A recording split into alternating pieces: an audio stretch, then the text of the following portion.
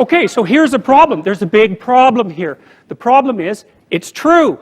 You're oppressed, you're oppressed, you're oppressed, you're oppressed. God only knows why. Maybe you're too short, or you're not as beautiful as you could be, or it's like, you know, and you're not as smart as you could be, and you have a sick relative, and you have your own physical problems, and it's like, frankly, you're a mess.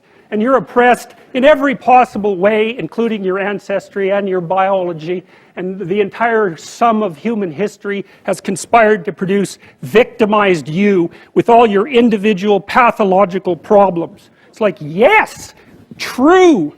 It's not an accident that the axiomatic Western individual is someone who was unfairly nailed to a cross and tortured. It's like, yes, right, exactly. So what do you do about that?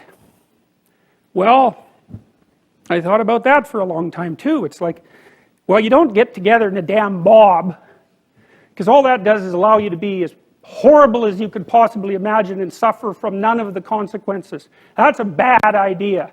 So how about we don't do that? Well, there's a deep idea in the West too. It's like, pick up your damn suffering and bear it and try to be a good person so you don't make it worse. Well, that's a truth. You know, I read a lot about the terrible things that people have done to each other. You just cannot even imagine it. It's so awful. So you don't want to be someone like that. Now, do you have a reason to be? Yes. You have lots of reasons to be. God, there's reasons to be resentful about your existence. Everyone you know is going to die. You know, you too. And there's going to be a fair bit of pain along the way, and lots of it's going to be unfair. It's like, yeah, no wonder you're resentful. It's like, act it out and see what happens. You make everything you're complaining about infinitely worse. There's this idea that hell is a bottomless pit, and that's because no matter how bad it is, some stupid son of a bitch like you could figure out a way to make it a lot worse. So you think, well, what do you do about that? Well, you accept it. That's what life is like. It's suffering.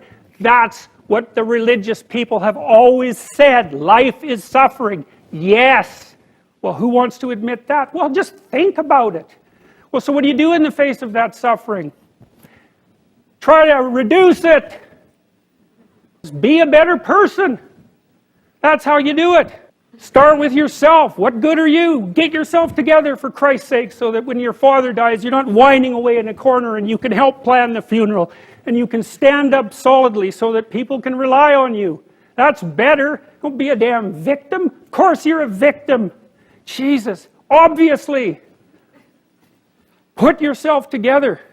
And then maybe if you put yourself together, you know how to do that. You know what's wrong with you, if you'll admit it. You know there's a few things you could like polish up a little bit, that you might even be able to manage in your insufficient present condition. And so you might shine yourself up a little bit, and then your eyes will be a little more open, and then you can shine yourself up a little bit more, and then maybe you could bring your family together instead of having them be the hateful, spiteful, neurotic, infighting batch that you're like doomed to spend Christmas with. Get yourself together. Transcend your suffering. See if you can be some kind of hero. Make the suffering in the world less. Well, that's the way forward, as far as I can tell, if there is any way forward.